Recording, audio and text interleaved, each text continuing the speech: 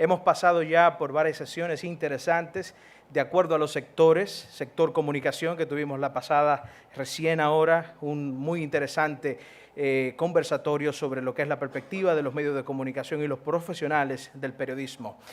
Pero ahora nos convoca, después de este almuerzo que hemos tenido, una octava sesión, un taller en el cual se va a presentar la perspectiva jurídica con el tema la protección de la libertad religiosa mediante la legislación y el sistema jurídico. Les damos la bienvenida a esta sesión y procedo de inmediato entonces a presentar a la moderadora de este panel. Ella es la doctora Denise Pos Blanco de Lindbergh, jueza retirada del Tercer Distrito Judicial del Estado de Utah, Estados Unidos, asesora del Centro Internacional de Estudios de Derecho y Religión, J. Reuben Clark, de BYU. Le dejo con ella entonces, quien presentará a ustedes los panelistas en este taller.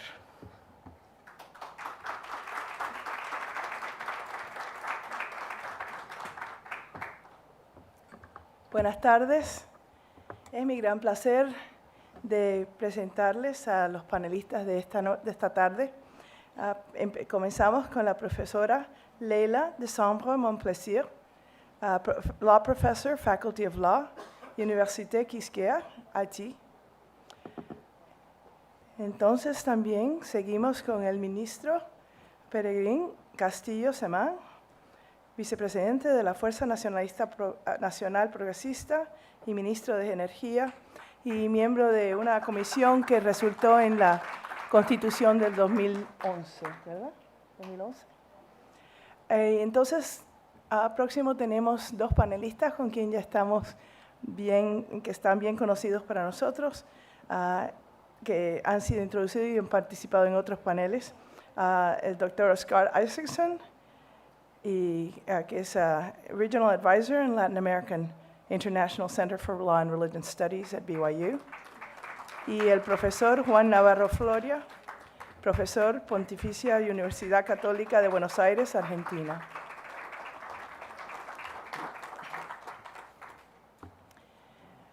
Como se mencionó, yo soy juez y voy a ejercer una de las prerrogativas del tribunal.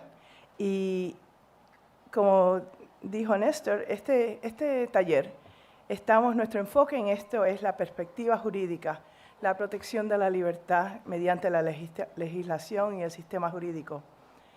Y como juez, yo he tenido que resolver cuestiones complejas en la intersección de la ley y la religión. Esa responsabilidad me impulsó mi estudio de normas jurídicas que iluminan la resolución de esos conflictos. Para iniciar la discusión de este panel, permítanme tomar un minuto o dos para compartir con ustedes un marco de referencia legal que debemos mantener en mente para resolver de manera eficaz y pacífica situaciones cuando la ley y la religión llegan a estar en conflicto. La libertad religiosa es el más antiguo de los derechos reconocidos y protegidos por la ley internacional. Y el cómo protegerla en su más amplia expresión ha sido una de las preocupaciones de mayores sistemas legales del mundo, aun si en deber no se cumple en práctica. Hay buena razón por eso. Nuestras creencias morales y religiosas forman el núcleo de nuestra identidad humana. Como el Monseñor Masalles nos recordó esta mañana, la libertad de religión y conciencia incluye los derechos humanos a pensar, actuar y expresar lo que uno cree profundamente, de acuerdo con los dictados de su conciencia. Pero abarca aún más, incorporando la libertad de hablar libremente en público, de vivir de acuerdo con los principios morales de uno y defender la propia visión moral de la sociedad. Esta amplitud ayuda a explicar por qué la libertad religiosa y de conciencia debe ser importante para todos, no solo para personas de fe. En términos generales, existe una relación complementaria y de apoyo mutuo entre la libertad religiosa y otros derechos humanos reconocidos, como el derecho de ser libre de discriminación por razones indebidas, la libertad de asociación, la libertad de contraer matrimonio, formar familia y dirigir la educación de sus hijos. Por esta razón, en la esfera internacional, la importancia de estas libertades ha sido reconocida en la Declaración Universal de los Derechos Humanos y el Pacto Internacional de Derechos Civiles y Políticos. Pero importante como sea, en toda sociedad hay objetivos de política que constantemente luchan por supremacía, y por eso no se puede decir que un solo derecho es absoluto. Se sigue que el derecho a la libertad de religión y conciencia no es un derecho ilimitado. Por eso, para proteger esas libertades, normas de derecho internacional requieren que los gobiernos cumplan con 3 requisitos estrictos antes de cualquier restricción a la expresión religiosa o conducta religiosa que puedan ser legítimamente impuestas. Voy a compartir esos 3 requerimientos. Primero, cualquier restricción solo puede ser impuesta por la ley y esas leyes deben cumplir con los principios del Estado de Derecho. En otras palabras, las restricciones no pueden ser tan vagas que no den aviso adecuado de la conducta que se requiere o que se prohíbe. Las restricciones no se pueden aplicar de manera retroactiva o arbitraria, y las leyes deben cumplir con otros requisitos de debido proceso legal, incluido el derecho a que decisiones judiciales se den sin demora y el derecho a apelar un fallo. Segundo, cualquier limitación a la libertad religiosa debe promover directamente uno de los 5 motivos mencionados en el artículo 18 del Pacto Internacional de Derechos Civiles y Políticos para justificar cualquier restricción: la seguridad, el orden, salud o moral público o los derechos y libertades de otro. Solo esos 5 fundamentos y no otros pueden ser invocados en apoyo a una acción gubernamental que agrava la religión. En particular, ni siquiera los reclamos de seguridad nacional se consideran suficientes para justificar una infracción a la libertad religiosa bajo el derecho internacional. Por supuesto, les corresponde a los tribunales interpretar estrictamente esos 5 requisitos. Tercero, las limitaciones a la libertad religiosa deben ser genuinamente necesarias, proporcionadas y estrictamente adaptadas para minimizar la carga sobre la religión o la conducta motivada por la religión. Este requisito de necesidad, estrictamente aplicado, pone un freno crucial en la acción del Estado. Sin eso, hay numerosas maneras en las cuales gobiernos podrían utilizar expansivas interpretaciones para justificar invasión a la libertad religiosa o la necesidad de tomar tal acción. La protección de la libertad religiosa requiere vigilancia constante para asegurar que las excepciones no devoren la norma fundamental. Por eso, jueces deben requerir que gobiernos cumplan con esos requisitos de derecho internacional siempre que los gobiernos actúen en detrimento real o potencial a la libertad religiosa. Eso es especialmente cierto cuando el poder del gobierno se entrena en minorías desfavorecidas. Jueces cumplen con esa responsabilidad cuando sostienen las normas de derecho internacional que protegen la libertad religiosa y examinan cuidadosamente, imparcialmente y con razonable escepticismo los argumentos presentados para justificar cualquier invasión de esa libertad fundamental. Y para concluir, me está que es importante que también que nosotros que somos jueces debemos también ser humildes y realizar los límites del poder judicial. Debemos ser autodisciplinados en el ejercicio de esa autoridad. Debemos ser fieles a la ley, tal como está escrita. Carecemos de la autoridad para reescribir la ley de acuerdo con nuestros puntos de vista personal o nuestras ideas de lo que la ley debería de ser. A manera que jueces se mantengan fieles a estos principios, el Poder Judicial podrá fortalecer el orden social para el mejoramiento de todos. Gracias. Empezamos con la doctora.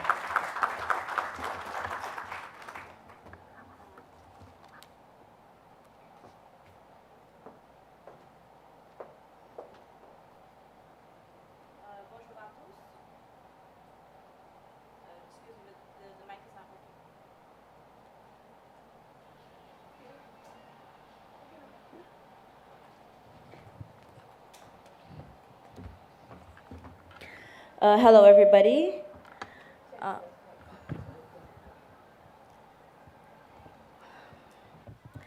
Okay, so I'm going to change things a little bit. I'm going to go back to French. And I'm going to try to speak slowly and clearly so that everybody can understand. Mis à part mes propos d'introduction hier, aujourd'hui, je mets le chapeau du panéliste pour vous entretenir sur un sujet très intéressant et très pertinent qui est relatif à la protection légale et judiciaire de la liberté de religion. Mais avant de rentrer dans le vif du sujet, la méthodologie juridique, ou du moins la cohérence juridique, demande que je commence d'abord par une définition des notions. Donc, qu'entend-on par droits humains? En principe, les droits humains, ce sont des facultés, ce sont des libertés, ou encore ce sont des revendications inhérentes à chaque personne au motif de sa seule condition humaine. Donc, à cause de cela, les droits humains sont donc des droits inaliénables, peu importe la nationalité, peu importe l'origine ethnique et peu importe le lieu de résidence de la personne. Et parallèlement, qu'est-ce que le droit? Le droit, il n'y a pas une définition fixe du droit, parce qu'au regard des finalités diverses du droit, donc une définition bien appropriée peut s'appliquer au droit. Donc le droit, de manière générale, c'est un ensemble de règles qui régit la vie des gens en société.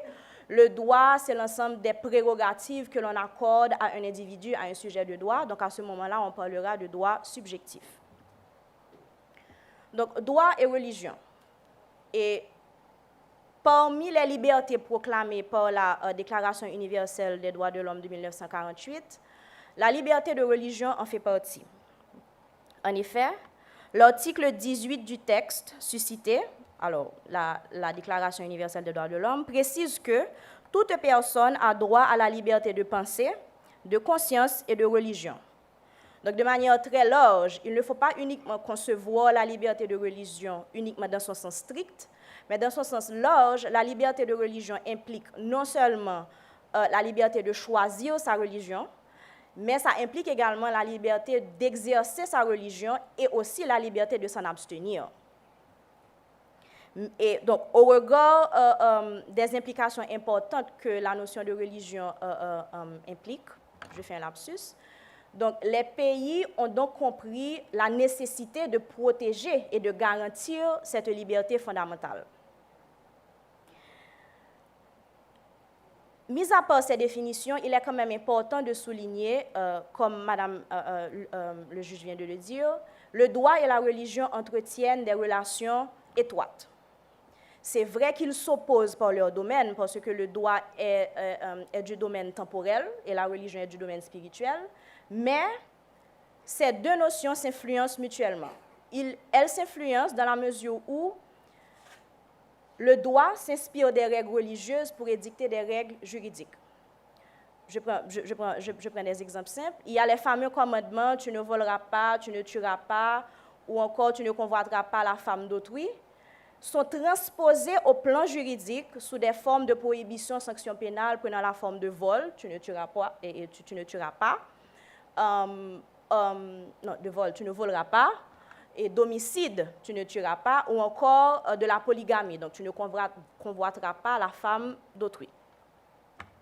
Donc, faisant partie des droits fondamentaux de l'homme, la liberté de religion ne peut s'exercer que dans un espace de droit. Cela veut dire que Le droit est donc nécessaire à la religion en ce sens que le droit offre à la religion un cadre normatif important, cohérent à son fonctionnement. Et ceci dit, on comprend donc pourquoi l'outil juridique est l'outil légitime et contraignant par excellence pour assurer une telle promotion de la liberté de religion.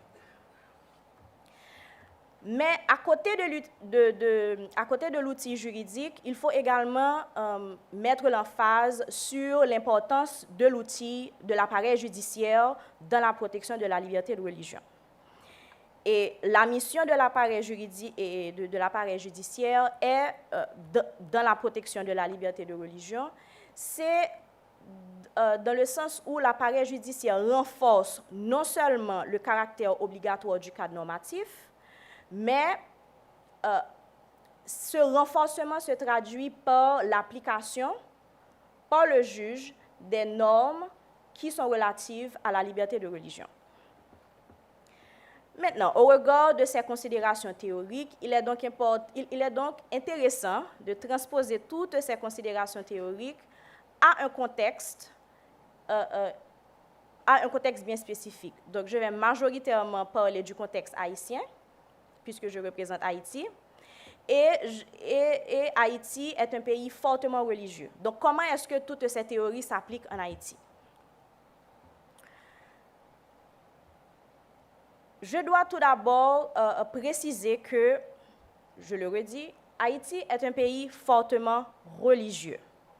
Cela veut dire que l'âme haïtienne est façonnée depuis toujours par deux religions principales, le catholicisme et le vaudou. D'ailleurs, je ne sais pas si certains d'entre vous ont déjà visité Haïti Chéri, c'est comme ça qu'on l'appelle, mais le catholicisme et le vaudou se justifient d'ailleurs, s'illustrent à travers non seulement notre musique, nos arts plastiques et picturaux, mais également les grandes dates nationales s'inspirent également de ces deux religions principales. Mais ceci n'a pas toujours été le cas en Haïti. En effet, dans la Constitution de 1801, la Constitution impériale de Toussaint Louverture, Haïti s'est souvent trouvé dans la situation d'un pays ayant une religion officielle. Donc, au début, c'était toujours la théocratie, et la religion d'État, c'était le catholicisme romain. Et les constitutions qui ont suivi après l'ont toujours proclamé, et malgré l'ignorance de la jeune Haïti par le Vatican. Donc, on proclamait que la religion d'État, c'est la religion du catholicisme, c'est le catholicisme romain, mais le Vatican ne nous reconnaissait pas encore en tant que tel. Donc, mais en 1860, cela a changé avec le Concordat de 1860, et avec ce texte, les liens entre l'État et l'Église se sont renforcés. Donc, les liens entre l'État et l'Église se sont renforcés. Donc, les prêtres et les évêques ont un statut officiel et reçoivent les honneurs militaires. Ils reçoivent également un salaire de l'État.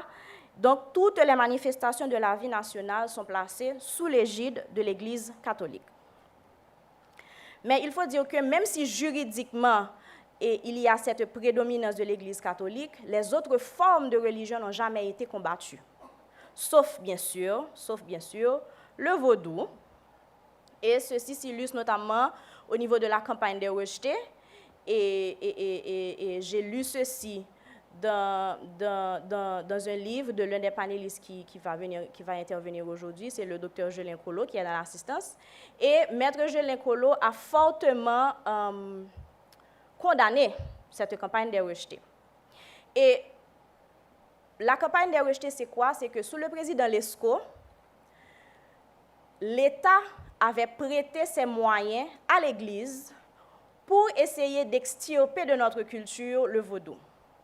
Je dois vous dire que c'était vraiment une tentative vaine vaine, parce que le vaudou n'est pas seulement une religion ancestrale, mais c'est également une identité culturelle. Donc c'est pourquoi c'était une tentative vaine, et je pense que l'Église a quand même, devrait quand même s'excuser pour cela. Et mis à part ces considérations, il faut dire que ce n'est qu'en 1987 que la position du gouvernement haïtien a changé par rapport au catholicisme. Donc, sur le plan légal, on observe une rupture avec la conception traditionnelle de la religion, et la Constitution de 1987 ne fait plus de la religion catholique romaine la religion officielle, et la Constitution prône donc la liberté de religion.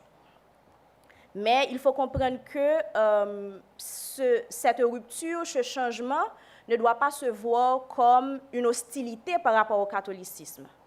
C'est tout simplement, le législateur a compris, ou du moins les constituants ont compris qu'en Haïti, il y a non seulement une diversité culturelle, mais également une diversité cultuelle. Donc, outre cette dimension sociale de la liberté de religion mentionnée plus haut, et au regard de la relation étroite qui existe entre le droit et la religion, il est quand même important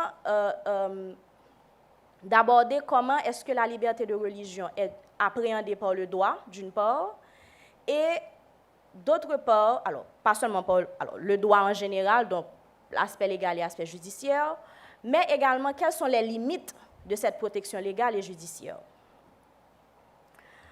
En ce qui concerne l'appréhension de la notion de liberté de religion par le droit haïtien, la laïcité est un espace de liberté religieuse. Autrement dit, la laïcité de l'État est le signe d'une garantie d'une articulation constructive entre droit et religion. Pourtant, le fait qu'un État se déclare être laïque ne signifie pas automatiquement qu'il protège la liberté religieuse. Donc, la principale manifestation de ce laïcisme se traduit par l'articulation de la législation. Donc, on ne peut dire qu'un État est laïque qu'au regard de la nature de sa législation, parce qu'un État peut se déclarer laïque, mais dans les faits, il ne l'est pas. Donc, c'est donc en fonction de la nature de sa législation, mais encore plus en fonction de sa manière d'agir dans la pratique que l'on pourra considérer que tel ou tel État comme laïque ou plutôt comme un État religieux. Et je peux prendre un exemple, l'Inde, qui se déclare être un pays laïque, mais il y a certaines dispositions légales qui sont liées au mariage, alors les lois civiles liées au mariage ou bien à la famille, qui sont d'origine, alors qui sont relatives à la religion hindoue. Donc cela voudrait dire qu'il y a une application sectorielle de ces législations. Donc l'autre partie de la population qui ne serait pas de religion hindoue, cela supposerait que ces lois ne s'appliqueraient pas à ces gens-là.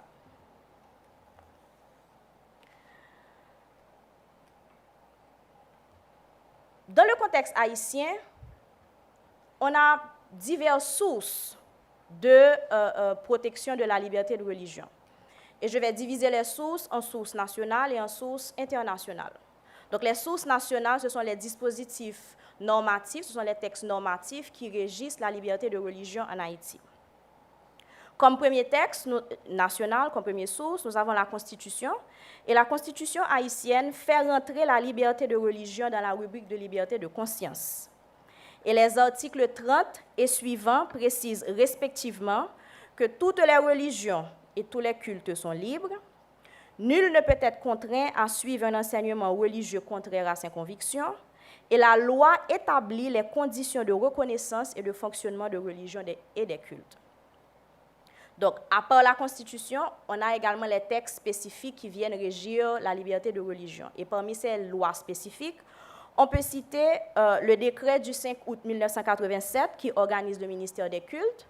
Donc, en plus du cadre normatif, il y a également un cadre institutionnel qui renforce ce cadre normatif.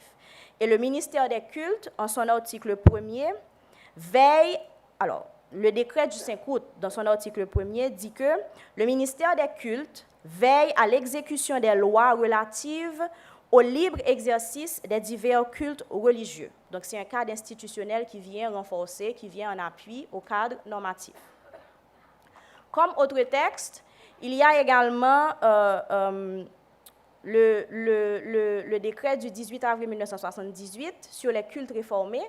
Et sur les cultes, et ce texte-là précise non seulement les modalités de reconnaissance et de fonctionnement des cultes réformés, mais ça, de manière très large, traite également de la relation entre l'État et ces cultes réformés-là. Et bien sûr, il y a un texte assez récent qui a été adopté. Il y a l'arrêté du 4 avril, bon, assez récent, hein, 2003, arrêté du 4 avril 2003 relatif au vaudou. Ce qui est intéressant dans ce texte, c'est que le premier considérant de l'arrêté reconnaît le vaudou non seulement comme une religion ancestrale, mais comme un élément constitutif essentiel de l'identité nationale. En plus de ça, c'est également un texte innovant, dans la mesure où il reconnaît le vaudou comme religion à part entière et autorise même un prêtre vaudou assermenté à célébrer des baptêmes, des mariages et funérailles. Et je vais y revenir dessus après au niveau des limites. Maintenant, au niveau des sources internationales, elles sont diverses à être ratifiées par Haïti. Donc, le premier texte symbolique, c'était le Concordat de 1860. Ensuite, nous avons la Convention américaine des droits de l'homme. Nous avons la Déclaration universelle des droits de l'homme, le Pacte international relatif aux droits civils et politiques, qui, en son article 18, précise que toute personne a droit à la liberté de conscience et de religion. On a le Pacte international relatif aux droits économiques, sociaux et culturels du 16 décembre 1966. Et on a la Convention de New York relative aux droits de l'enfant du 20 novembre 1989, je crois qu'elle a été ratifiée par Haïti en 1990 ou 1991. Mais si vous regardez la nature de ces sources définissent l'obligation de nos gouvernants sur nos gouvernés. Donc, c'est une relation publique. Mais même dans la sphère privée, il y a également des textes qui protègent la liberté de religion, c'est-à-dire il y a des textes qui protègent des individus entre eux dans leur rapport privé en matière de liberté de religion. Et cette disposition existe notamment en matière du droit du travail.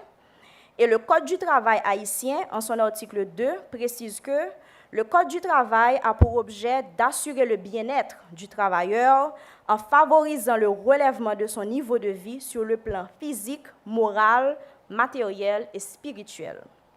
Dans ce même code, l'article 50, c'est intéressant, l'article 50 du même code précise que toute rupture de contrat par l'employeur basée sur l'appartenance religieuse du travailleur est considérée comme une rupture abusive. Donc, le travailleur, sous ce motif, peut donc saisir le tribunal spécial du travail et il aura forcément gain de cause. Donc, une rupture du contrat de la relation de travail au motif d'une appartenance religieuse, sociale ou je ne sais pas quoi du travailleur est considérée comme une rupture brutale de la relation de travail. Maintenant, au regard de tout ce dispositif légal, quel est le rôle maintenant du pouvoir judiciaire? Eh bien, comme je l'ai dit tantôt, le rôle du pouvoir judiciaire est assez simple et ce rôle constitue dans l'application de ce cadre normatif en cas de litige. Donc, en plus de son rôle de renforcement du caractère et obligatoire du cadre normatif, ce renforcement se traduit par une application effective de ce cadre normatif en cas de litige. Mais quelles sont les limites? Quelles sont les limites de cette protection légale et judiciaire? J'ai divisé les limites dans des limites d'ordre légal, les limites d'ordre judiciaire et des limites d'ordre social et culturel. D'ordre légal, les limites d'ordre légal, c'est premièrement lorsqu'une loi est peut-être mal formulée. lorsqu'il n'y a pas une définition claire des notions. Et lorsqu'il n'y a pas une définition claire des notions, ça laisse maintenant au juge un trop grand pouvoir d'appréciation d'un concept juridique. Donc, c'est là que ça peut devenir un peu intéressant lorsque maintenant le juge devra prendre une décision. Autre limite d'ordre légal, c'est lorsque la procédure d'adoption d'un texte n'est pas respectée. Lorsque la procédure d'adoption d'un texte n'est pas respectée, ce texte devient inefficace et ineffectif dans la pratique. Je prends l'exemple de l'arrêté du 4 avril de 2003 sur le vaudou. Là, je vais vous faire un peu un cours. Et en Haïti, un arrêté est une mesure d'application de la loi. Cela veut dire que pour être considéré comme valable, pour être considéré comme un texte régulier, il faut que cet arrêté, il faut qu'il y ait une loi préalable qui existe et que cet arrêté soit pris en fonction de cette loi. Alors que dans le contexte haïtien, il n'y a pas une loi préalable qui vienne reconnaître le vaudou. D'ailleurs, si vous vous souvenez avant, lorsque je parlais des articles 30 et suivants de la Constitution, l'article 32 de la Constitution précise clairement que c'est la loi qui va définir les conditions de reconnaissance et de fonctionnement. Alors que pour le vaudou, c'est un arrêté qui assure cette reconnaissance. Alors qu'un arrêté est une mesure d'application de la loi. Donc le fait qu'il n'y ait pas une loi préalable qui existe, cet arrêté devient donc un arrêté irrégulier. Donc son application ne peut être assurée dans la pratique. Donc son application, c'est un texte donc ineffectif et inefficace.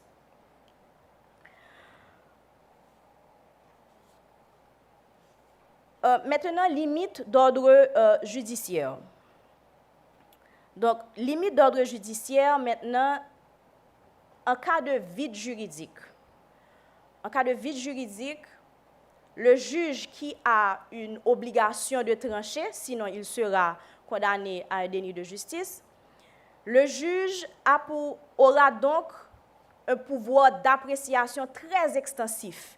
Il va maintenant extirper la notion de son essence, parce que le législateur n'a pas pris le soin de définir le concept de manière à ce que son application soit correcte. Et ce problème peut surgir notamment dans les pays où la jurisprudence est très riche, par exemple en France. D'ailleurs, en France, c'est encore plus grave parce que même si le législateur prend le soin de définir les concepts, les juges du fond prennent le malin plaisir à interpréter le concept comme ils veulent. Mais heureusement qu'il y a la Cour de cassation qui est là pour vérifier que le juge du fond applique la règle de droit. Donc, il est donc possible que même lorsque les juges du fond pourraient faire une interprétation excessive de concepts, les juges de la Cour de cassation pourront uniquement dire si la règle de droit est appliquée. Et les dernières limites, ce sont les limites d'ordre social et culturel. On est en train de parler de la protection légale et judiciaire de la liberté de religion. Alors qu'en Haïti, nous avons un obstacle social et un obstacle culturel qui est que l'Haïtien n'aime pas aller en justice. L'Haïtien préfère régler ses problèmes à l'amiable. Et donc, cela veut dire qu'en Haïti, il y a une absence de contentieux en matière de liberté de religion. Mais absence de contentieux ne veut pas forcément dire absence de violation. Et parce que c'est une liberté fondamentale, le fait que les gens s'accordent une justice privée pour protéger cette liberté, ça devient encore beaucoup plus dangereux. Bon. Et dernière limite sociale pour terminer, c'est la minorisation du vaudou. Il y a un auteur très connu en Haïti qui s'appelle Laïné Kuyobon, et il a écrit un livre qui s'appelle « Comprendre Haïti »,« How to Understand Haiti ». Et l'obstacle, c'est la minorisation du vaudou. Si le vaudou est un geste fondateur, le vaudou est un geste révolutionnaire. D'ailleurs, la cérémonie qui a conduit à la révolution des esclaves, était une cérémonie de vaudou. Donc, on ne peut pas exclure de notre culture une religion qui est à la base de notre indépendance même, de notre définition même en tant que nation. Donc, pour conclure, et oui, les outils légaux et judiciaires sont indispensables pour protéger la liberté de religion, mais encore faut-il que ces textes soient bien définis afin de permettre une meilleure ou bien une application effective de ces textes par l'appareil judiciaire. Merci de votre attention.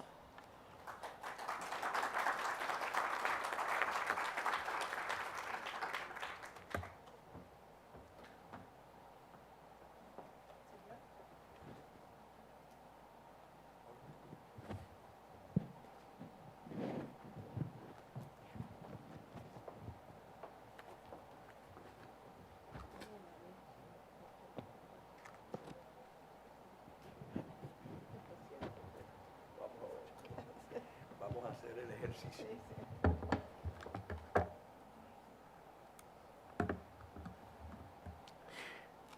Muchas gracias por esta invitación a comparecer en el día de hoy en este importantísimo evento. Saludo a todos los presentes y especialmente a los compañeros de panel.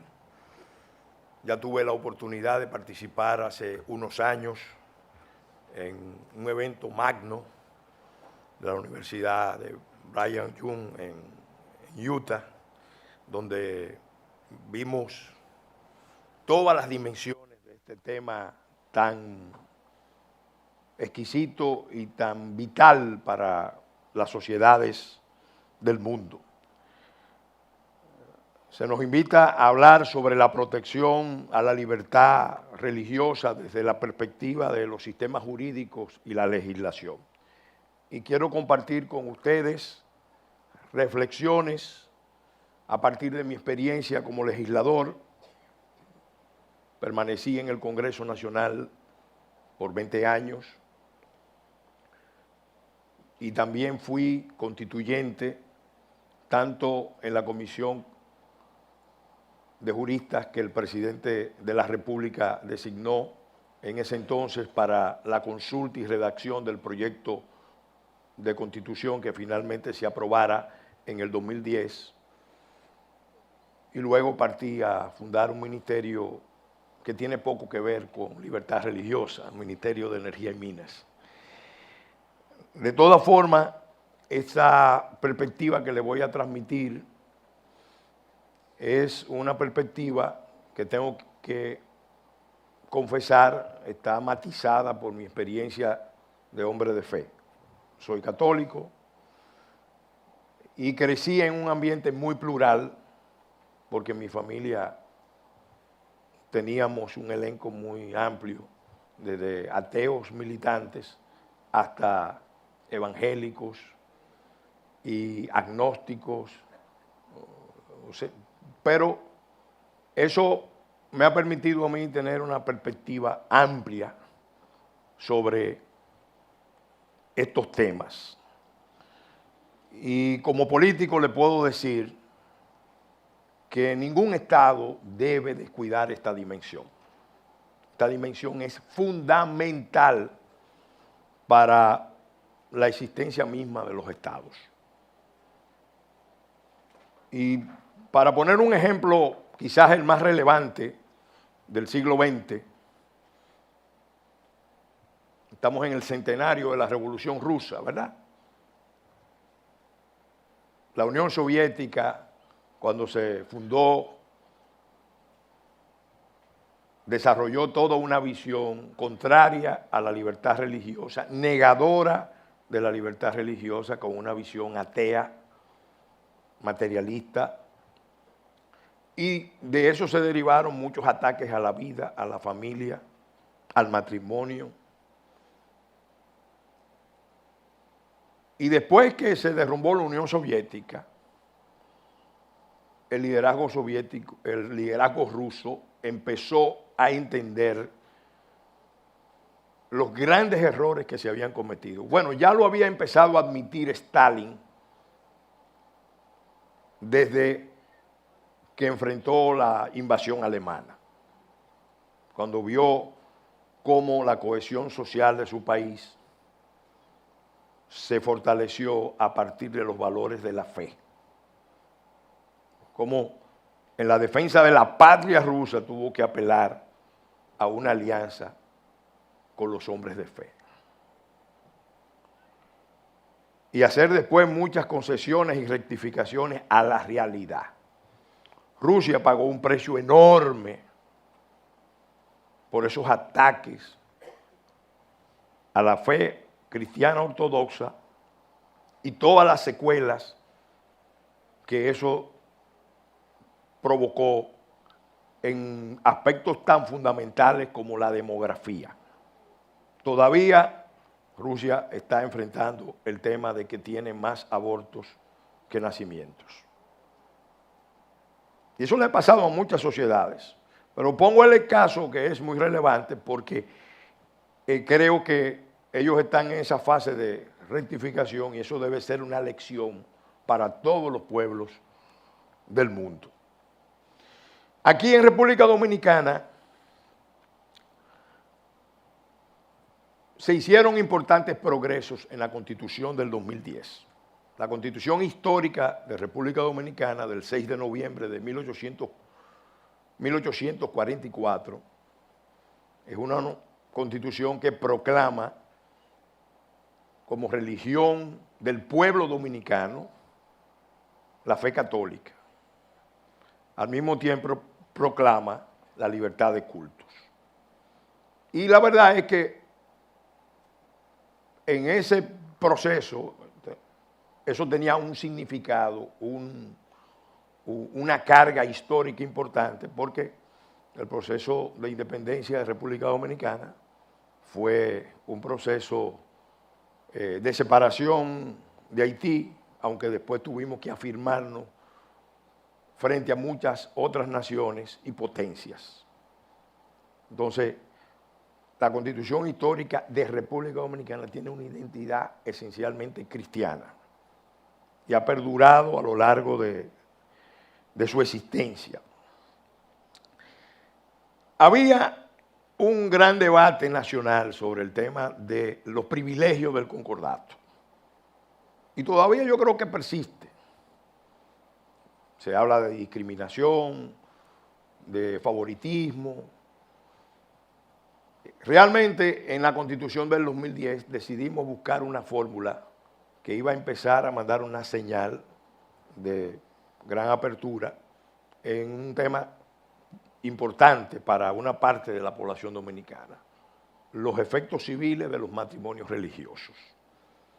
Ahí se consignó una fórmula que permite conciliar los compromisos que tiene el Estado dominicano desde 1955 con el Estado Vaticano, con estatutos legales que podemos aprobar para permitir que iglesias, denominaciones distintas puedan provocar, concertar matrimonios con efectos civiles.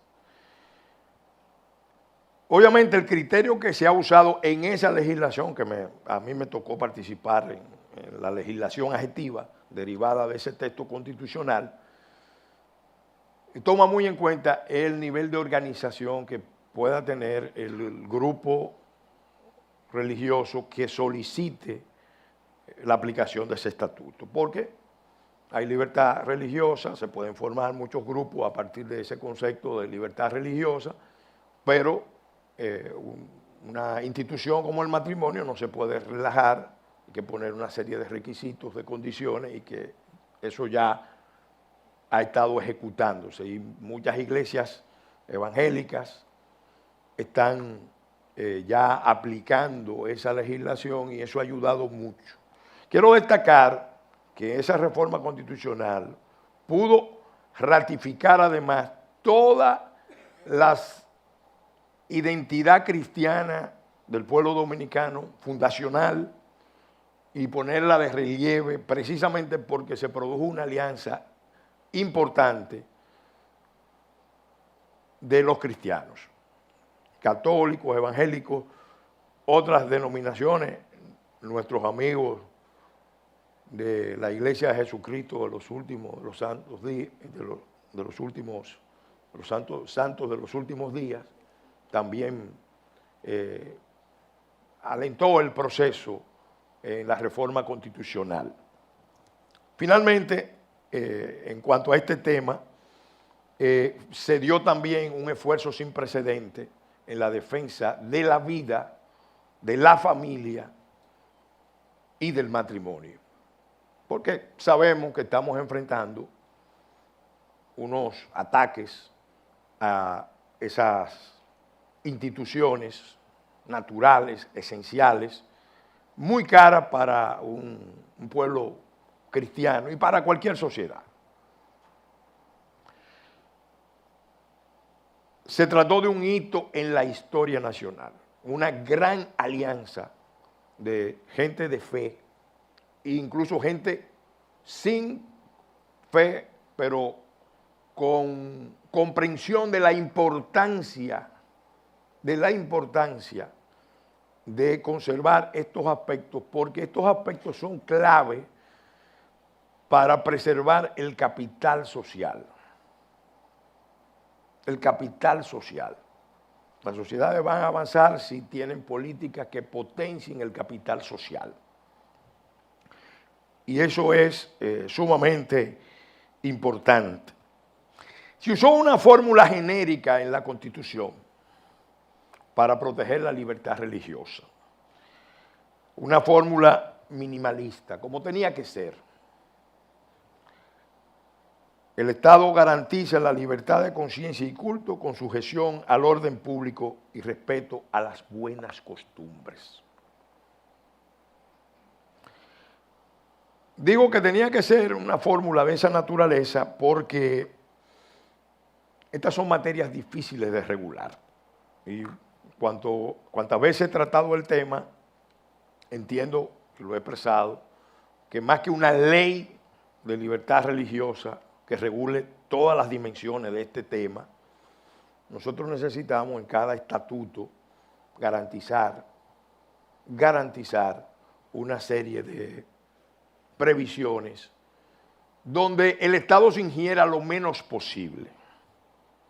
Porque en esta materia lo importante es que la gente tenga el mayor disfrute de esa libertad, de ese derecho fundamental, con la menor interferencia del Estado. Tomando en cuenta incluso la naturaleza misma de esta libertad que está asociada a toda la lucha originaria en defensa de las libertades y derechos fundamentales. Entonces, con ese enfoque minimalista, yo creo que hay 4 áreas importantes, y voy resumiendo, 4 áreas importantes donde hay que poner algún tipo de regulación que proteja o que potencie la libertad religiosa, consciente de que todo esto tiene sus riesgos. En el Código Penal hay que establecer, tipificar, y de hecho ya en el Código Penal que se ha estado debatiendo en el Congreso, hay tipificaciones para las agresiones, como lo existía en el código anterior, las agresiones a los ministros de culto o a los centros de culto. Es un elemento que no puede descuidarse. Igualmente, es importante, en otros aspectos, regular el estatuto económico, las relaciones del Estado con los grupos confesionales, con los grupos religiosos, en materia tributaria, en materia patrimonial, buscando equidad porque evidentemente hay grupos que son más representativos y están más estructurados y por tanto más en capacidad de mantener una relación transparente y efectiva en esta materia con el Estado. Por otro lado, y este es un tema muy sensible porque nos lleva al debate del choque de las libertades y derechos, se necesita en la legislación de comunicación, y sé que hubo un panel anterior sobre este tema que no tuve oportunidad de compartir, se necesita regular esta materia, porque los ataques más insidiosos, más peligrosos que se están perpetrando contra la libertad religiosa en el presente, vienen precisamente a través de los medios de comunicación, de las redes, de la cultura, porque estamos evidentemente desarrollando la libertad religiosa en un contexto donde domina una cultura materialista, hedonista, relativista, consumista, que en su esencia, como dice Bauman, busca establecer relaciones líquidas, y nada se opone más a las relaciones líquidas, fluidas, fugaces, inconstantes, que ese espíritu de búsqueda de lo absoluto, de lo trascendente, de la fe religiosa. Hay otro aspecto que creo que también es muy importante, que tenemos que abordar. En nuestro país tiene mucho peso específico. Las iglesias, especialmente la católica y de manera creciente las evangélicas, están jugando roles importantes en el plano de la cooperación con el Estado en el desarrollo de las políticas públicas. Y eso es un campo importante, pero es un arma de doble filo.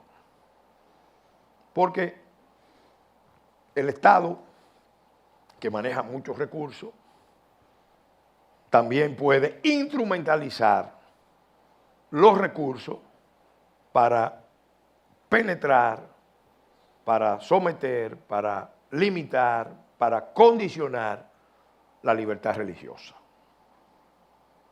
Entonces, hay que trabajar con un estatuto que sea bien transparente, y sobre todo las iglesias tienen que tomar mucha conciencia, los grupos religiosos tienen que tomar mucha conciencia de que ese campo es un campo que puede llevar al clericalismo, que es un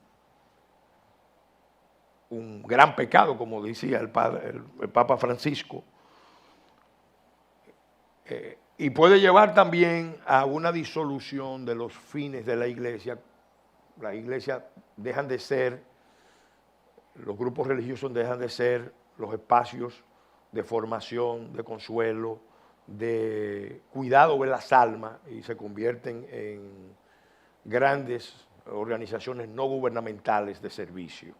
Y esa no es la esencia de la fe religiosa. Al contrario, ese es un peligro para las iglesias. Finalmente, campos que entiendo que deben ser cuidados también son el de la participación de las iglesias en lo que es propiamente la esfera pública, esa esfera que no es estatal propiamente, pero que tiene que ver con las relaciones del Estado con el conjunto de cuerpos intermedios de la sociedad y de los ciudadanos en particular. Nos referimos al área de los diálogos interinstitucionales. En República Dominicana tenemos una gran tradición. Ha sido realmente algo encomiable, porque después de la guerra civil la iglesia ha jugado un papel importantísimo en los diálogos políticos, en los diálogos económicos, y ya no solamente la iglesia católica, sino otras iglesias evangélicas siempre son convocadas, y hay un espíritu de cooperar para que el diálogo político, partidario, no nos conduzca a situaciones conflictivas. Eso también tiene sus peligros para la propia iglesia o para las iglesias. ¿Por qué?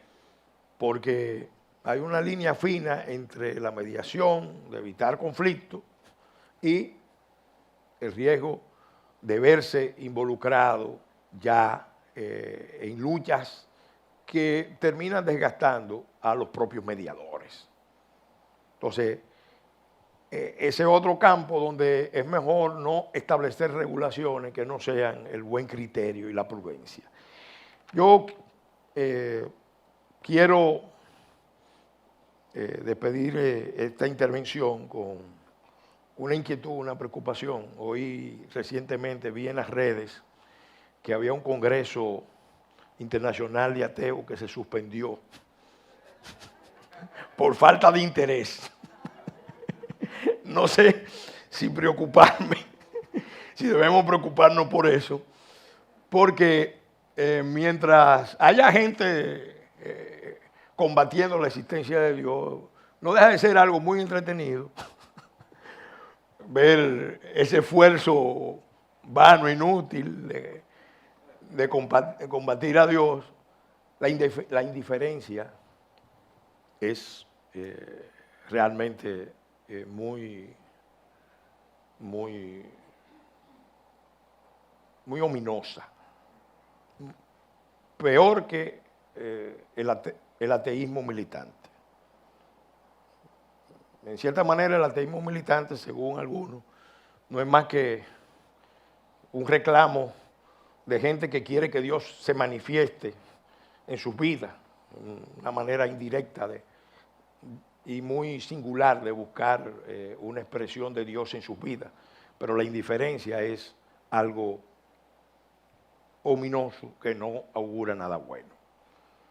Yo reitero que este es un tema muy importante y que tanto como hombre de fe como dirigente político que trata de tener una visión de Estado, entendemos que todos los actores políticos tenemos que poner de relieve la importancia de la fe, de la religión, de los hombres y mujeres de fe que lo viven auténticamente, porque eso es además una de las riquezas mayores para la construcción de una sociedad en libertad, en democracia y en progreso. La confianza que se deriva de eso, la esperanza que se deriva de eso, la capacidad de dar más y mejor en función de buscar en los demás, en el caso de los que somos cristianos, encontrar a Cristo. Muchas gracias.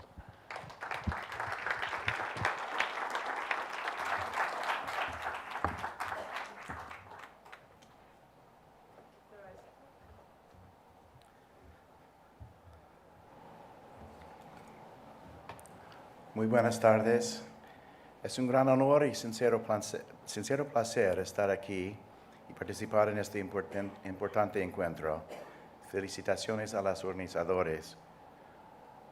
I need to excuse those many who speak English. I'm going to speak in Spanish. I have the materials in English, and if you'd like them, I'll send them to you. Voy a hablar sobre la legislación sobre la libertad religiosa en América Latina, derecho comparado. Y profesor Navarro Floria y yo vamos a hacer esto juntos. Yo voy a hacer una introducción y él va a hacer más al fondo de algunas de estas leyes. Durante los últimos 20 años, he sido uno de los asesores legales de la Iglesia de Jesucristo de los Santos de los Últimos Días. También he sido uno de los directores del Centro Internacional de Derecho y Estudios Religiosos de Brigham Young University. En el contexto de mi trabajo legal y académico, me he centrado ampliamente en las leyes que rijan las organizaciones religiosas en América Latina. Ayudé con el registro de nuestra iglesia bajo algunas de estas leyes. Como centro de BYU hemos participado en numerosos estudios y comentarios de proyectos de leyes relacionadas con organizaciones religiosas. Me complace poder compartir algunas ideas y conclusiones que tengo acerca de las leyes de libertad religiosa latinoamericana. Y aunque vamos a hablar del mundo latinoamericano, yo creo que muchos de los principios aplican a los otros países del Caribe también. No se puede hablar de este tema sin hablar, por supuesto, de la Iglesia Católica. La historia de las relaciones entre la Iglesia Católica y los países de Latinoamérica es muy larga y compleja. Sé también que la historia es distinta entre los varios países, pero quiero comenzar con algunas observaciones muy básicas y generales. La Iglesia Católica existió como una organización y entidad legal antes de que las naciones de Latinoamérica. La Iglesia Católica no depende del Estado en relación de su personería jurídica. Las relaciones entre el Estado y la Iglesia Católica tienen más en común con las relaciones entre países o naciones. Es decir, las relaciones no son a nivel Estado-ciudadano, sino es una relación de un soberano a otro. Y las relaciones se manifiestan en muchos países en concordatos, que son una especie de tratados entre naciones y no leyes nacionales, como el Concordato de la República Dominicana de 1954. Quiero ser muy claro que no estoy criticando a la Iglesia Católica. No hay duda que la Iglesia ha sido una influencia positiva en la vida de millones de personas en Latinoamérica y ha sido una influencia que ha apoyado la civilización y los derechos humanos básicos. El punto de vista que quiero resaltar es técnico. La Iglesia Católica mantiene una relación legal única en la mayoría de los países de Latinoamérica. Es una relación muy distinta a las relaciones que existen en el Estado y las otras organizaciones religiosas en Latinoamérica. ¿Qué significa para los sistemas legales el hecho de que hay una relación única entre la Iglesia Católica y los estados latinoamericanos? En términos básicos, lo que significa es que nunca hubo necesidad de desarrollar leyes y sistemas legales relacionados con la libertad religiosa y las organizaciones religiosas en general. Pero, como comúnmente pasa, el mundo cambió. Es muy obvio, pero es esencial. Hoy día no todos somos católicos. Hubo una época en la historia latinoamericana en que casi todos eran católicos. Ahora hay un buen número de ciudadanos en cada país que no son católicos. Y me gustaría señalar aquí que este desarrollo en Latinoamérica es notable y maravilloso. Hemos visto un cambio social importante en el que millones de personas han adoptado nuevas religiones y eso ha sucedido pacíficamente. ¿Qué ejemplo para el resto del mundo? Y creo que debemos dar crédito a la Iglesia Católica y sus líderes y maestros por este desarrollo, por su apoyo a la libertad religiosa en los últimos 50 años en América Latina. Sin embargo, a pesar de la realidad que existe una multiplicidad de religiones, mi observación es que por causa de la historia que acabo de mencionar sobre la relación única entre la Iglesia Católica y los gobiernos de Latinoamérica, existe un vacío legal en cuanto a las relaciones de Estado y religión. Debido a que la gran mayoría de los ciudadanos eran católicos y que las relaciones entre la Iglesia Católica y los estados eran gobernados por medio de concordatos o otras relaciones especiales, no había necesidad de desarrollar leyes comunes para tratar las necesidades de otras organizaciones religiosas. Bueno, la primera etapa para llenar el vacío legal con respecto a las religiones en Latinoamérica es reconocer los derechos fundamentales de que otras religiones pueden existir legalmente. Como ustedes saben, la Iglesia Católica fue reconocida como la única religión o la religión oficial del Estado en muchas de las primeras constituciones de los países de Latinoamérica. Las constituciones de algunos países prohibieron la práctica de otra religión que no fuera la católica. Las constituciones de todos los países de Latinoamérica ahora contienen apoyo básico para la libertad religiosa y permiten la posibilidad de que otras religiones, además de la católica, puedan existir. Con esto en mente, se estableció la primera generación del derecho de libertad religiosa. No quiero minimizar este logro, fue un avance muy importante.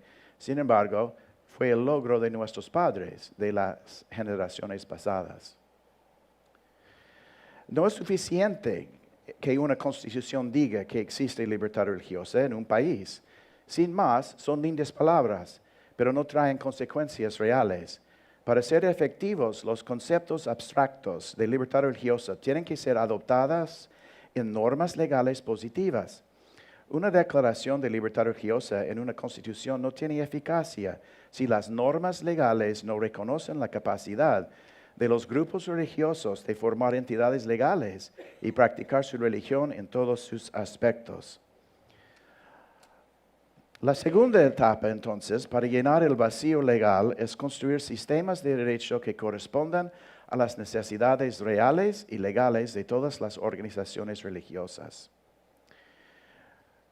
Creo que hay dos razones básicas por las que existe una necesidad de legislación sobre la religión en Latinoamérica. Primero, para definir lo que significa la libertad religiosa. Las disposiciones constitucionales son por naturaleza muy generales y amplias. Sin embargo, la libertad de religión es un concepto complejo y multifacético. Así que la primera razón por qué se necesitan nuevas leyes de culto y organizaciones religiosas tiene que ver con articular y definir los parámetros de lo que la libertad religiosa significa en la práctica. Vemos que este es un aspecto común de todas las leyes que se han adoptado. Todas estas nuevas leyes tienen listas que desarrollan y explican los parámetros de la libertad religiosa para los individuos y para las organizaciones. La segunda razón principal por qué se necesita una ley de religión es para atender la necesidad de las organizaciones religiosas de tener personalidad jurídica y capacidad de existir y funcionar en la sociedad. El estatus,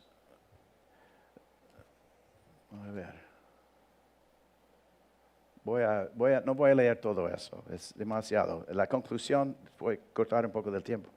El estatus o la calificación como entidad legal es vital, ya que de manera práctica una organización religiosa de cualquier magnitud apreciable no puede operar efectivamente sin dicho estatus o calificación. Una comunidad religiosa moderna necesita interactuar con el orden legal, secular, de varias maneras para poder llevar a cabo sus asuntos. Vemos avances en varios países en este aspecto. Sin embargo, no se puede concluir que las leyes correspondan a la realidad y las necesidades de las organizaciones religiosas en Latinoamérica. En todos los países que las organizaciones religiosas tienen la posibilidad de obtener personalidad jurídica, o por lo menos de formar entidades legales con personalidad jurídica, para cumplir con sus necesidades, tales como comprar terrenos para lugares de culto, celebrar contratos, contratar empleados, etc. ¿Cuál es el problema entonces? Bueno, normalmente las organizaciones religiosas pueden formar asociaciones civiles con la finalidad de tener una entidad con el poder necesario para actuar. Pero muchas religiones no son asociaciones. Por razones doctrinales o solo por preferencias, muchas iglesias como la mía no están organizadas en forma como una asociación. Los miembros no tienen los derechos que implica ser un miembro de una asociación. No hay una junta directiva, no hay una asamblea de miembros, ni nada parecido. En mi iglesia hay obispos, presidentes, apóstoles y una estructura que para nosotros es revelada por Dios. Pero cuando nos dirigimos al gobierno para recibir personalidad jurídica, en muchos países dicen que tenemos que tener una asociación con miembros, directores, tener una organización que cumple con los requisitos legales del Código Civil. Para tener personalidad jurídica legal reconocida, tenemos que formar una entidad jurídica que en un sentido es algo ficticioso, que no corresponde a la realidad de la religión. Entonces, lo que necesitamos, o el vacío que existe en muchos de los sistemas legales, es una forma para que una religión obtenga personalidad jurídica para operar sin la obligación de adoptar una forma de organización que no corresponde a la realidad y necesidad de la religión. Bueno, personas de buena fe en muchos países han reconocido el vacío jurídico la necesidad de una nueva ley para desarrollar lo que significa la libertad religiosa y para proporcionar apoyo jurídico a las organizaciones religiosas. Yo voy a pasar rápidamente por unos de estos países y como mencioné, el profesor Navarro Floria va a hablar en más detalle. Creo que esta tendencia moderna comenzó en España en 1980 con la Ley Orgánica 7 de la Libertad Religiosa. Esta ley, por primera vez en los países de habla España, creó un método específico para el reconocimiento legal de las religiones no católicas. Hay muchas maneras en que esta ley no ha funcionado tan bien como se esperaba, pero fue un comienzo. En México, el primer país que adoptó lo que considero una ley de libertad religiosa moderna y una ley de organización religiosa en América fue México en 1992. Hoy no tengo tiempo para discutir los detalles de cada una de estas leyes, por supuesto. En México, la ley representó algunos avances muy importantes, pero también tiene algunas disposiciones que, en mi opinión, no cumplen plenamente con los objetivos y propósitos de tales leyes. En Colombia, adoptaron una ley en 1994. La legislación colombiana tiene muchos aspectos muy buenos y parece estar funcionando bien. Una cosa que no lo consideró muy bien fue cómo las asociaciones religiosas que existían previamente podían registrarse bajo la nueva ley y recibir los beneficios sin incurrir en gastos significativos durante esta transición. Eso fue un problema muy práctico para mí como asesor legal a la iglesia. Tuvimos cientos de terrenos en Colombia. Cuando inscribimos bajo la nueva ley, tuvimos que transferir todos estos bienes a la nueva entidad. Es algo que debemos hacer mejor en las leyes. En Chile, ellos establecieron una ley en 99 y establece principios generales de la libertad religiosa y establece las normas sobre la constitución jurídica de las iglesias y organizaciones religiosas. La ley chilena es, en mi opinión, la ley que más plenamente cumple con sus metas. Felicitaciones a Chile. Como ya he mencionado, Chile es el único país que ha extendido el estatus de entidad de derecho público a las organizaciones religiosas distintas, además de la Iglesia Católica. Es por esto que, en cierto sentido, es el único país latinoamericano que podría afirmar tener plena igualdad religiosa de una manera legal y técnica para todos los grupos religiosos. En Perú, adoptaron una ley en 2010. Perú es un buen ejemplo de lo que puede salir mal en la adopción de este tipo de leyes. La ley adoptada por sí sola sigue un modelo similar, con una muy buena lista de los aspectos específicos de la libertad religiosa y proporcionó un registro voluntario para que los grupos religiosos que desean puedan inscribirse y obtener reconocimiento jurídico y tener derechos a exenciones tributarias y otros beneficios. Sin embargo, cuando el gobierno redactó el reglamento de esta ley en 2011, este impuso requisitos tan excesivos que las organizaciones religiosas se negaron a registrarse. Ni una sola organización se registró por muchos años. Por ejemplo, el reglamento requería que para registrar una organización, esta debía tener un mínimo de 10,000 miembros. Y lo peor era que la organización tenía que proporcionar los nombres de estos miembros al gobierno. Esto fue un caso en que el gobierno perdió el enfoque del propósito de estas leyes. Este reglamento fue derogado y el año pasado, en julio, se promulgó un nuevo reglamento con requisitos menos excesivos, con el fin de que las organizaciones religiosas se registren y reciban la protección deseada. El propósito de la ley de religión nunca debe ser, eso es muy importante, nunca debe ser de controlar o limitar la religión. El propósito debe ser apoyar la libertad religiosa personal e institucional y facilitar las necesidades legales de las organizaciones religiosas. Dado el poco tiempo, solo mencionaré que hay otras leyes o decretos parciales o incompletos que se han implementado en algunos otros países, como Ecuador y Bolivia, por ejemplo, También que Honduras adoptó una ley en 2010, pero que tenía muchos defectos y más tarde fue derogada. Y hay leyes que conocemos en las que estamos trabajando, como en Bolivia, en Argentina hay un proyecto muy importante. Aquí en la República Dominicana hay proyectos que hemos trabajado por varios años. Y hay un proyecto de ley muy activo en el país de Costa Rica. Para concluir, la adopción de nuevas leyes religiosas es un paso muy importante en el desarrollo pleno del derecho humano básico, de la libertad de religión y creencias, tanto a nivel práctico como simbólico. El camino para lograr la protección y promoción institucional de la libertad religiosa y de conciencia es un camino largo. Está lleno de obstáculos, no tanto materiales, sino fundamentalmente humanos. Son tiempos muy interesantes para la religión en el mundo. Europa, que antes era el centro del cristianismo, está llegando a perder su religión. El número de personas que asisten a una religión ha bajado a un nivel histórico en Europa. El centro del cristianismo mundial se ha trasladado desde Europa hacia los países de Sudamérica, de África, el Caribe, el sur de Asia. El número de personas que participan en una actividad religiosa semanal ha crecido en Latinoamérica y el Caribe hasta niveles tan altos que no tienen precedencia. Algo fundamental está sucediendo, un nacimiento espiritual. Considero que es algo fundamental para la vida espiritual del ser humano. Es un privilegio ser testigo de estos cambios. Mi observación básica es que en tal manera como se ve un nacimiento espiritual en los países de Latinoamérica y el Caribe, las leyes aplicables a las organizaciones religiosas también tienen que crecer y amplificarse para ser efectivas y justas.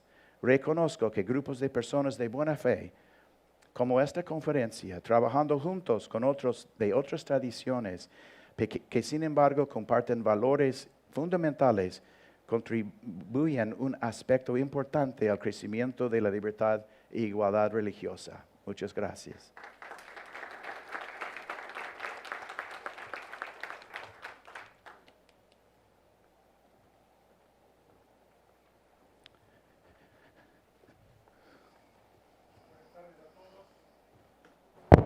Buenas tardes a todos, los que resisten despiertos hasta ahora todavía. Trataré de no aburrirlos demasiado y para comenzar diré que suscribo o puedo suscribir prácticamente todo lo que ha dicho el doctor Saxon recién, de modo que tomo a partir de lo que él ha dicho y voy a hacer algunos comentarios acerca de los contenidos de estas leyes que él ha mencionado, comenzando por la ley española de 1980, que fue un poco el primer modelo que se tomó, y las leyes que en los últimos 25 años más o menos se han ido dictando en América Latina. Yo añadiría otras, si ustedes quieren, por si alguien tiene que trabajar en estos temas, para considerar como, no digo como un modelo, nunca hay que copiar leyes, pero sí uno se puede inspirar, que es la ley de Portugal, la ley 16 del año 2001, que es una muy buena ley, realmente, en esta misma línea, que merece la pena ser mirada. ¿Por qué, además de lo que ha dicho Scott ya, por qué estas leyes son necesarias o son importantes? Entre todo, yo diría, hay como dos grupos de leyes de libertad religiosa en Occidente. Hay un grupo de leyes que se dictaron, que no son estas que él mencionó, salvo quizás la de México, que podríamos poner dentro de esta categoría, que son las que se dictaron cuando se sale de un régimen de opresión a la religión y entonces es necesario darle una libertad religiosa que antes no había. Es lo que ocurrió en Europa del Este, a partir de la caída del muro de Berlín. Entonces hay muchos países, Polonia, Hungría, etcétera, que dictaron leyes de esta naturaleza. En América Latina, las leyes de libertad religiosa obedecen más bien a otro parámetro, otra cuestión, que es cómo hacer para pasar de una confesionalidad que en alguna época fue excluyente a una libertad inclusiva, es decir, a una respuesta adecuada por parte del derecho a una pluralidad religiosa creciente que se da en nuestras sociedades. En algunos países del Caribe esto naturalmente ha sido distinto, porque ya esta pluralidad existió casi desde el comienzo. En los países de América Latina, inclusive República Dominicana, esta pluralidad es una relativa novedad. Entonces estas leyes apuntan a esto y apuntan a, por otro lado, y ya yendo a lo estrictamente jurídico, a dar cumplimiento a obligaciones internacionales. Yo ayer me pude referir aquí a los tratados internacionales en materia de derechos humanos que incluyen la protección de la libertad religiosa y que imponen obligaciones a los estados de proteger los derechos humanos y de desarrollar y de adaptar su legislación interna a la protección de estos derechos humanos, incluyendo la libertad religiosa. Entonces, este es el foco, este es el camino que siguen o que procuran seguir estas leyes. ¿Qué es lo que vamos a encontrar en todas ellas? En primer lugar, una afirmación de la libertad religiosa como un derecho fundamental, y en esto, en cierto sentido, repiten o refuerzan lo que dicen ya los tratados internacionales. ¿Por qué es importante que la ley haga esto? Uno diría, no hace falta, si ya está en la Constitución y ya están los tratados. Bueno, es importante porque de ahí se parte, es el punto de partida. Y además, en estas leyes se formulan principios. Por eso yo puedo discrepar un poquito con lo que decía mi compañero de panel, en el sentido de que basta con legislar algunos temas por separado. Está bien, es un buen paso legislar algún tema, el matrimonio por acá, la educación por allá, los impuestos por allá. Pero es bueno tener una mirada de conjunto. Y estas leyes lo que aportan es esto, es una mirada de conjunto y unos principios, como por ejemplo el principio de libertad religiosa, el principio de autonomía de las confesiones religiosas, que es esencial, el principio de cooperación entre el Estado y las confesiones religiosas, y alguno más que podríamos mencionar, la no discriminación, etc.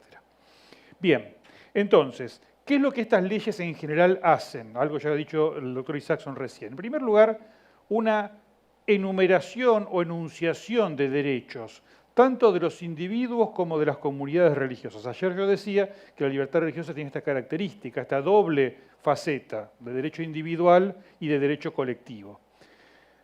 Algunos de estos derechos están más o menos explícitos en los tratados internacionales, algunos han sido explicitados en la Declaración de 1981 sobre la libertad religiosa, que también mencionamos ayer y mencionamos más allá de esta mañana, pero otros no. Otros han sido desarrollados por la doctrina, por la jurisprudencia, y entonces conviene que la ley los explicite. Voy a poner muchos ejemplos, pero desde el derecho a que las personas puedan ser enterradas de acuerdo con sus propias creencias y ritos funerarios, un tema que la Corte Interamericana de Derechos Humanos, por ejemplo, se ha ocupado mucho. El derecho, digamos, de enterrar a los muertos, que tiene un significado religioso también. Y esto lleva consigo el derecho de las comunidades religiosas a tener cementerios que funcionen de acuerdo con sus principios religiosos. Temas bien concretos. Entonces, estas leyes lo que hacen en general es, además de anunciar o de profundizar el sentido general, la libertad religiosa y de conciencia, identificar estos derechos concretos de los individuos y de las comunidades. Dentro de estos derechos hay algunos que merecen también una atención especial. Por ejemplo, yo ayer mencionaba, la Convención de Derechos del Niño reconoce a los niños, niñas y adolescentes como sujetos también de la libertad religiosa. Bien, entonces a lo mejor lo que la ley tiene que hacer es, bueno, muy bien, ¿esto cómo funciona? ¿A partir de qué momento el niño puede, vamos a reconocerle capacidad, de acuerdo con su autonomía progresiva, el desarrollo de sus facultades, para tomar decisiones autónomas en materia de religión frente a sus padres? Entonces, esto es un tema, y algunas leyes dicen, bueno, a partir de los 16 años, de los 14 años, de tal momento, vamos a reconocer que el niño puede tomar estas decisiones. Por ejemplo, derechos de las minorías y de las personas pertenecientes a minorías religiosas. El concepto de minoría a veces puede resultar un poco, algunos decir, molesto. ¿Por qué me dicen que soy una minoría? Bueno, pero que es una realidad, porque y las minorías no es que se las mencione como algo, digamos, despectivo, sino justamente para darles una protección adicional. La minoría muchas veces necesita una protección adicional. Y entonces por eso está bien que las leyes se ocupen de ellos. Un tema que aparece no en todas estas leyes que se mencionan, sino en las últimas, el tema de la objeción de conciencia que ayer desarrolló Norberto Padilla acá. Esto está en la ley de Portugal, que les mencionaba antes, está en la ley de Perú de un modo un poquito defectuoso a mi gusto, porque la ley de Perú reconoce el derecho a la objeción de conciencia cuando haya una conducta que imponga las leyes y que sea contraria a una norma imperativa de la religión a la que uno pertenece. Y no siempre es así, porque a veces, o muchas veces, la objeción de la conciencia es individual, no es lo que me manda mi religión, sino lo que yo en conciencia siento, creo que debo hacer o que no debo hacer. Pero está el tema allí. En el proyecto de ley que hay en este momento en consideración en la República Argentina, este tema ha sido bastante más desarrollado, también con algún defecto de redacción que habrá que corregir, pero está más desarrollado. ¿Por qué? Porque este es un gran tema en este momento. La objeción de conciencia ha sufrido, se llama el Big Bang de objeción de conciencia, cantidad de cuestiones que se plantean, tanto a nivel personal individual como a nivel también institucional o colectivo, la objeción de ideario que también mencionó Padilla ayer. Bien, dentro de los derechos de las comunidades religiosas, mencionaba recién el doctor Isaacson algunas cosas que son muy importantes. Uno es, en primer lugar, el derecho a la existencia como tales y con su propia organización y con su propia característica. Y esto es un tema que es bastante complicado. No tengo tiempo de entrar ahora en detalles, porque acá hay algunas opciones que el legislador tiene que hacer, que no son sencillas. Algunas comunidades religiosas tienen una estructura asociativa que las hace parecer bastante a las asociaciones civiles y entonces el legislador puede más o menos imitar esto y está todo muy bien. Pero hay muchas religiones donde hay poco de asociativo. ¿Cómo una persona es judía? ¿Cómo una persona es musulmán o es islámico? No porque se haya afiliado o asociado o hecho una opción personal, sino porque nació. Nació en una familia, nació en una comunidad. Ahora, ¿cómo esto el Estado reconoce una comunidad de fe como persona jurídica a la cual se accede no porque alguien firma una ficha de afiliación, sino porque nace? O porque sus padres cuando es muy pequeño lo bautizan, como es el caso de los católicos y de muchas otras iglesias cristianas. Entonces, este es un tipo de dificultades que a los legisladores les cuesta a veces entender. Y esta justamente es la razón por la cual es necesario que haya una legislación específica que trate de dar un marco adecuado para esto. Y que trate de reconocer justamente que por estas características especiales que tienen las comunidades religiosas, deben ser autónomas. Y cuando digo autónomo, quiere decir que se puede gobernar a sí misma según sus propias normas, que a veces son normas que alguien se le ocurrió escribir, y a veces son normas que la comunidad religiosa creen que han sido reveladas por Dios. ¿Y cómo le vamos a discutir a Dios? Y entonces resulta que una comunidad religiosa cree que las cosas tienen que ser de un modo determinado porque Dios lo dijo, o el profeta lo dijo, y bueno, es así. Entonces el Estado lo que tiene que hacer, en tanto no haya una afectación grave al orden público, por supuesto, debe respetar esto y debe reconocer esa autonomía. ¿Autonomía para qué? Para que cada comunidad religiosa diga, bueno, cómo uno se hace miembro y cuándo uno deja de ser miembro, porque alguien puede ser expulsado, puede ser excomulgado por algún motivo. ¿Y por qué motivo? Y a lo mejor porque cometió un pecado. Y la ley se va a ocupar del pecado. Y sí, la ley tiene que reconocer que esa comunidad religiosa está formada por una comunidad de fe y por el cumplimiento de unos códigos morales que a lo mejor si alguien los viola queda excluido. Y bueno, es así. El régimen ministerial, todas las comunidades religiosas tienen ministros, personas que tienen dentro de la comunidad un rol particular, que reciben una formación especial, que tienen una tarea singular de dirección del culto, dirección de las personas, dirección espiritual, de gobierno muchas veces, o no, porque a veces el gobierno de la comunidad no lo hacen los ministros de culto, por eso digo, depende de cada una. Bueno, este régimen ministerial debe ser también reconocido por el Estado, no impuesto, no regulado, reconocido, porque eso forma parte de la autonomía de las confesiones religiosas. Cuando hablamos de las comunidades hay otros temas que van apareciendo también en estas legislaciones, insisto, en las más nuevas, por ejemplo, en la ley de Perú está mencionado y también está mencionado en el proyecto de la Argentina, es el tema de las espiritualidades de los pueblos originarios, de los pueblos indígenas, que es una cuestión, es un problema, porque no estamos hablando acá de una religión. Puede ser que haya algún pueblo que conserve su práctica religiosa pura, un pueblo en la Amazonia perdido por allí, pero en general los pueblos indígenas americanos son cristianos de distintas maneras. Pero son cristianos a su modo, con su propia espiritualidad, con su propia cosmovisión, con sus propias tradiciones, con esa religiosidad popular tan rica que tenemos en América Latina y el Caribe. Y bueno, entonces esto de algún modo hay que captarlo por parte de la ley. Otra cosa que ciertamente las leyes hacen es marcar algunos límites. Ya se dijo varias veces estos días, la libertad religiosa no es ilimitada. Sí lo es la libertad de conciencia, sí lo es la decisión de tener, no tener, cambiar una religión. Eso no puede ser coaccionado y limitado. Pero la práctica sí admite limitaciones. Y entonces acá, bueno, ¿cuáles son los límites? Y las leyes los fijan de alguna manera. No tengo tiempo de, antes que me pegue la doctora Denise, voy a ir más rápido. Bien, se trata de dar un marco jurídico, especialmente para las confesiones religiosas distintas de la Iglesia Católica. Pero acá quiero hacer una nota que me parece muy importante. Estas leyes no son leyes para los no católicos, son leyes para todos. Porque es importante afirmar que la libertad religiosa es la misma libertad religiosa para todos, católicos, no católicos y no creyentes. Especialmente creyentes, sean católicos o sean no católicos. Todo lo que dije hasta este momento, vale tanto para la Iglesia Católica como para los demás. Recién ahora voy a decir algunas cosas que interesan más a los no católicos, justamente porque la Iglesia Católica en nuestros países, sobre todo los que tienen una mayoría católica tradicional, tienen esta situación ya particular que señaló el doctor Isaacson.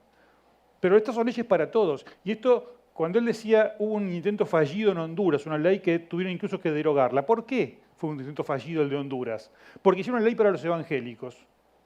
Las iglesias evangélicas quisieron hacer la ley para las iglesias evangélicas. Y esto no está bien, esto no sirve. Podría hacerse, y esto es un largo tema, hay algunos lugares del mundo.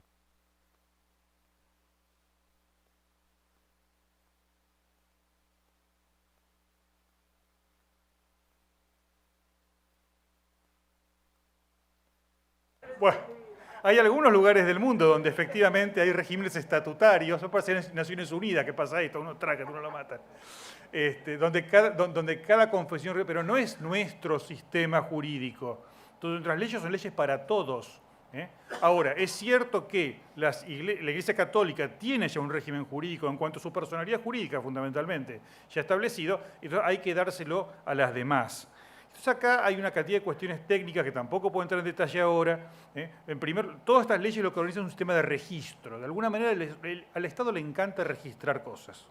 Todos los políticos quieren tener todo registrado. Entonces registran iglesias. Entonces todas estas leyes crean registros de iglesias. Está muy bien.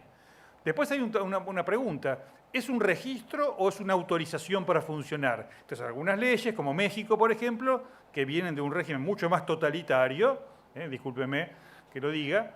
Entonces, ¿qué es lo que pretenden? Que el Estado autorice que exista esa religión o esa iglesia.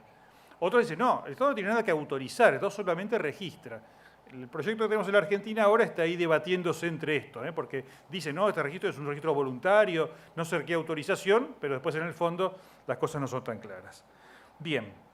Por supuesto que para este registro entonces entramos a discutir los temas de los requisitos que existen. Entonces tenemos el problema que contaba Scott, que hubo en Perú, donde pusieron requisitos tan absurdos, tan excesivos, que ninguno se pudo registrar. Entonces esto ya es un chiste, no es una ley. Entonces la ley tiene que ser, el legislador tiene que ser honesto y el reglamentador también tiene que ser honesto.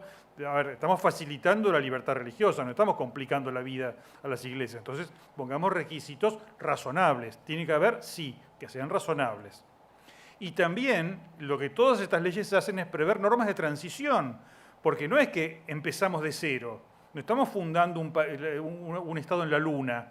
Estamos partiendo de una realidad que existe, con iglesias que ya funcionan. Entonces, estas iglesias que ya tienen sus propiedades, sus empleados, su historia. Bueno, ¿cómo hacemos para que puedan pasar amigablemente, fácilmente, de un régimen que existía a un régimen nuevo que se supone que es mejor, pero que requiere una transición? Estas leyes se ocupan de eso. Y bueno, hay experiencias de cómo hacerlo, etc. Normalmente estas leyes también crean organismos de aplicación administrativos, que son los que se van a ocupar de estas cuestiones. Algunas, concretamente la ley de España y también la de Portugal, crearon organismos asesores, consejos asesores, formados por personas de distintas confesiones religiosas, que son útiles porque le ayudan al legislador y al organismo administrativo a comprender mejor este complejo mundo de las confesiones religiosas. Y termino con dos cosas más que también vamos a encontrar en estas leyes y que sería buenísimo poder discutir, será para el segundo simposio si Dios quiere. Uno es la posibilidad de que existan acuerdos de cooperación entre el Estado y las confesiones religiosas. Es muy notable lo siguiente: los países que tienen tradición concordataria, así que han tenido o tienen concordatos con la Santa Sede, han buscado generalmente en estas leyes habilitar un mecanismo parecido, análogo, de acuerdos entre el Estado y las demás confesiones religiosas, que no van a ser acuerdos internacionales como los concordatos, porque las demás iglesias no tienen esta presión jurídica internacional que la Santa Sede sí tiene, pero que tratan de parecerse. Entonces esto pasa en España, esto pasa en Italia, donde no hay ley, pero están los acuerdos porque la Constitución lo dice, esto pasa en Portugal, esto pasa en Colombia y esto pasa también en Perú, por lo menos en la idea, porque no está efectivizado todavía. Entonces, la posibilidad de que haya acuerdo. Y esto, yo creo que es una herramienta muy importante, muy interesante, porque permite que cada confesión religiosa atienda sus propios temas. Entonces, hay algunas cuestiones que le interesan a los judíos, pero no le interesan a los cristianos, o le interesan a los musulmanes, pero no les interesa a los adventistas, o viceversa. Entonces, bueno, que cada uno pueda acordar con el Estado las normas que necesita para su propio funcionamiento. Y el último gran tema, que algunas de estas leyes abordan también, son lo que históricamente se llamó las cuestiones mixtas, es decir, esas cuestiones donde hay un interés de las iglesias, diríamos hoy, y del Estado, ¿no es cierto? Bueno, ¿cómo nos ponemos de acuerdo? Por ejemplo, el tema del matrimonio en República Dominicana ya lo han resuelto esto, a través de la Constitución, como decía el diputado, y a través de la legislación propia. Pero bueno, algunas leyes son estas leyes las que han previsto la posibilidad de darle efecto civil al matrimonio religioso, con todo lo que eso significa de dificultad cuando el matrimonio mismo está en crisis en muchos países. O los temas de la educación. Entonces, bueno, ¿qué prerrogativas o facultades se reconocen a las confesiones religiosas para crear sus instituciones educativas, para enseñar sus propios seminarios, sus lugares de formación de los ministros, pero también escuelas para la formación de los fieles, de los niños, etc.? Esto también es tema propio de estas leyes, podría estar en otras leyes, pero muchas veces está dentro de estas. Bien. Termino. Así que bueno, este es el desafío. Es apasionante. Lo bueno que tenemos es que ya hay mucha experiencia acumulada. Entonces, a la hora de legislar, uno puede tomar y ver qué funcionó y qué no funcionó en otros países. No, insisto, no para copiar. Nunca hay que copiar la ley de otro país, porque cada país tiene sus propios problemas, sus propias necesidades. A lo mejor en un país el problema que nos preocupa muchísimo son los ruidos molestos que hacen algunos cultos. Bueno, está bien, eso a otro país no le importa nada eso. Hay que ver. Pero sí tomar estas experiencias creo que es extremadamente útil y creo que es bueno porque vamos construyendo un derecho común latinoamericano que tiene un fundamento común, que son los tratados internacionales que a todos nos vinculan y que son el mínimo indispensable y que se van concretando en estas leyes que responden a principios comunes y a normas más o menos comunes también, porque nuestra realidad es parecida. Muchas gracias.